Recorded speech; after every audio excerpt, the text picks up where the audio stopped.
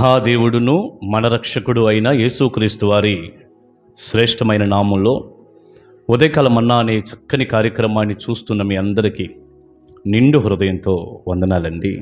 దేవుని మహాకృప మీ అందరికీ తోడై ఉండునుగాక. ఎలా ఉన్నారు? దేవుని కృపలో మీరు మీ కుటుంబాలు క్షేమమే కదా? రండి, పరిశుద్ధ గ్రంథంలో నుంచి ఈ ఉదయకాల మన్నాలో ఒక చక్కని మాట ఎలా చదువుదాం. యెషయా గ్రంథం 43వ అధ్యాయం 7వ వచనం.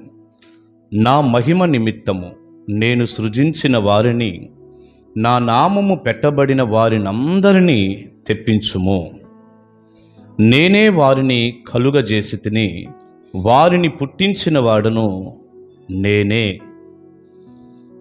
మనం ఎలా పుట్టాం? దేవుడు మనల్ని పుట్టించాడు. మనం ఎలా కలిగాం? అసలు దేవుడే మనల్ని కలగజేశాడు. ఎవరినైనా ప్రభువే కలగజేశాడు. ఆయన ద్వారానే మనందరం కూడా ఈ లోకంలోనికి వచ్చాం. అయితే ఈ చదువుకున్న వాక్యంలో అసలు మనల్ని ఎందుకు కలగజేశాడో, ఎందుకు పుట్టించాడో ప్రభు చెప్తున్నాడు. ఎందుకట? నా మహిమ నిమిత్తము నేను సృజించిన వారిని, నా నామము పెట్టబడిన వారినందరినీ తెప్పించుము అన్నాడు. ఆయన మహిమ కొరకు ఆయన మనల్ని పుట్టించాడు, మనల్ని రక్షించాడు, ఆయన నామం మనకు పెట్టాడు. దేవుని పిల్లలుగా మనం పిలువబడుతున్నాం. ఎందుకొరకు అంటే ఆయన మహిమ కొరకు. మనం ఏది చేసినా, మనం మాట్లాడినా, ఒక పని చేసినా, ఏది చేసినా దేవునికే మహిమ రావాలి. ప్రియులారా, ఈనాడు చాలామందిని మనం గమనించినప్పుడు దేవునికి మహిమ లేదు, వాళ్ళే మహిమ తెచ్చుకుంటున్నారు, వారే ఘనపరచబడుతున్నారు. దేవుని మహిమను దొంగిలించేవారు ఈనాడు బోలెడు మంది కనపడుతూ ఉన్నారు. ఉదాహరణకి దైవజనుడు ప్రార్థన చేశాడు అనుకోండి. ఎవరికైనా ఒక విశ్వాసికి, ఒక వ్యక్తికి స్వస్థత వచ్చింది. ఇప్పుడు అది ఎవరు చేసినట్లు? దేవుడు చేశాడా? దైవజనుడిగా నేను చేశానా? అది దేవుడు చేసిన కార్యం. నేను కేవలం ప్రార్థన చేశాను అంతే. అసలు ప్రార్థన చేస్తే ఆలకించి సహాయం చేసిన దేవుడు గొప్పవాడా? ప్రార్థన చేసినంత మాత్రాన నేను గొప్పవాడిని అయిపోయానా? ఆ స్వస్థత పొందిన వ్యక్తి అసలు ఇంకేముంది, ఈ పాస్టర్ గారి దగ్గరికి వచ్చేసేసరికి ఇక సామాన్యమైన సంగతి కాదు. ఇక్కడకు రావటంతో నాకు అద్భుతం జరిగింది, ఆశ్చర్యకార్యం జరిగింది, నాకు స్వస్థత వచ్చేసింది, ఎక్కడికి వెళ్ళినా తగ్గదన్నారు, నేను బాగయ్యాను. అసలు ఇలాంటి పాస్టర్ గారు ఇంకెవరో ఉండరు. ఈ పాస్టర్ గారు ఇట్లా అట్లా సామాన్యుడు కాదు, గొప్పవాడు. అసలు ఆయన ప్రార్థన అంటే సామాన్యమైంది కాదు, ఎంత శక్తి కలిగిందో, అట్లా ఇట్లా. మీకేమనిపిస్తుంది?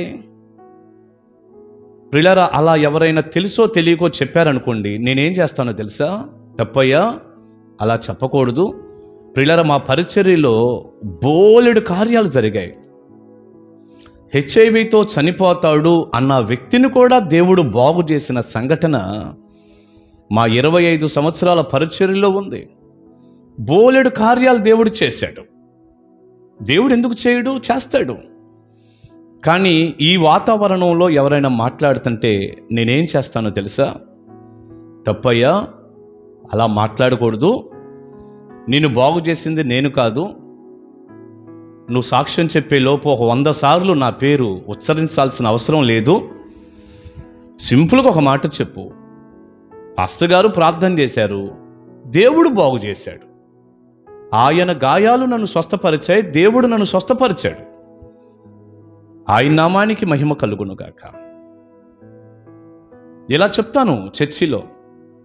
తెలుసో తెలియకో ఎవరన్నా అలా చెప్పే క్రమంలో ఇప్పుడైతే ఎవ్వరూ లేరు. ఎందుకంటే 25 ఏళ్ళగా నేను బోధిస్తున్నాను కదండి. దాదాపుగా ఈ సత్యాలు నాకు అర్థమైన దగ్గర నుంచి నేను బోధిస్తున్నాను. కనుక ఇలా చెప్పేటటువంటి వారు ఈనాడు ఎవరూ లేరు. ఏ సాక్ష్యం చెప్పినా దైవ సేవకుడు, దైవ సేవకురాలు ప్రార్థన చేశారు, లేక సంఘం ప్రార్థన చేసింది, యేసయ్య నన్ను బాగు చేశాడు, యేసయ్య నాకు సహాయపడ్డాడు, ఈ ఇల్లు కట్టుకోవటానికి యేసయ్య కృప చూపాడు, ఈ వివాహం జరగటానికి యేసయ్య నాకు కృప చూపాడు, దేవుని కృపతో నేను ఇలా ఉన్నాను. ఈ ఉద్యోగం వచ్చిందంటే దేవుని కృప.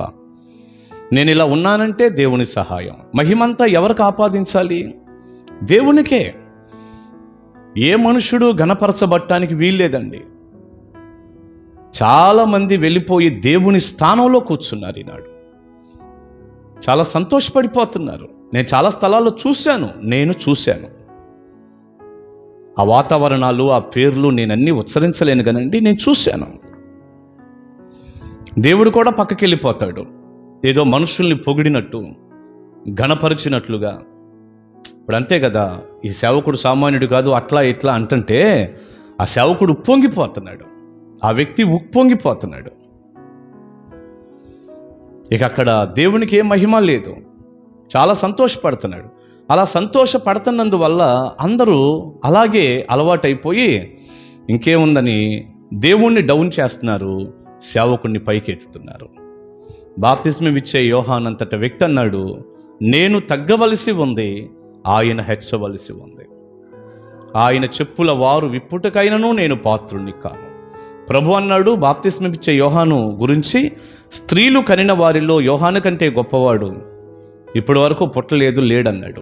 ప్రియులారా, మరి అంతటి భక్తుడే నేను తగ్గాలి, ఆయన హెచ్చింపబడాలి అంతంటే ఆయన్ని తగ్గించి మనం హెచ్చింపబడటం అనేది ఎంత పెద్ద మిస్టేక్ అండి. ప్రియ బిడ్డ, నేను మీకు అర్థం అవటానికి ఒక మాట చెప్పాను.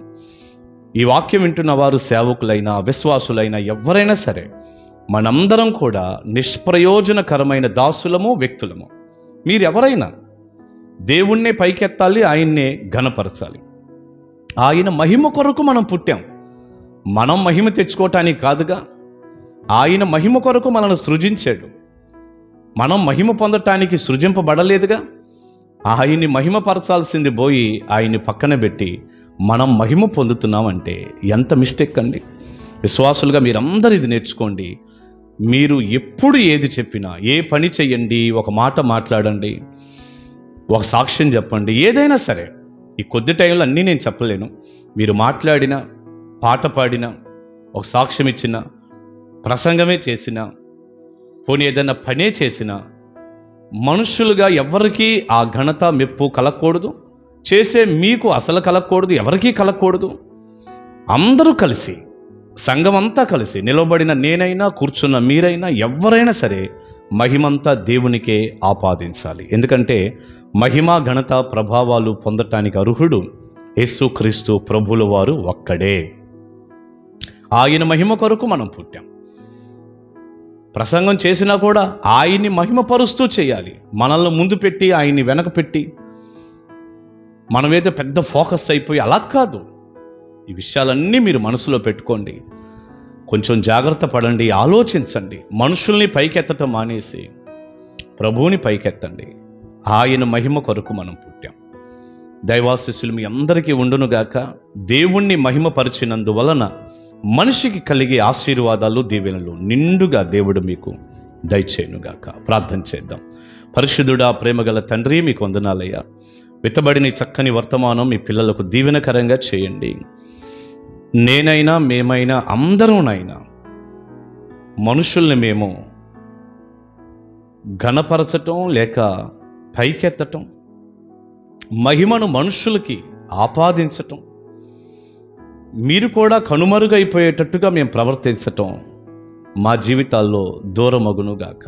ఈ ప్రార్థన ఎంతమంది చేస్తున్నారో ప్రభువా, వారందరినీ జ్ఞాపకం చేసుకోండి. మీ మహిమ కొరకు మమ్మల్ని పుట్టించారు. మేము మాట్లాడినా, క్రియ చేసినా, సాక్ష్యం ఇచ్చినా, పాట పాడినా, వాక్యం చెప్పినా అన్నీ కూడా మీ పిల్లలుగా మీకే మహిమ రావటానికి సహాయం చేయండి. తద్వారా కలిగే దీవెనతో ఈ ఉదయకాల మన్నా చూస్తున్న ప్రతి బిడ్డను దీవించండి. యేసు ప్రభువారి శక్తిగల నామాన్ని ప్రార్థన మనవులు అడుగుచున్నాను తండ్రి. ఆమేన్, ఆమేన్. God bless you. దేవుని కృప మీకు తోడై ఉండును గాక. కలుసుకుందాం ఉదయకాల మన్నాలో.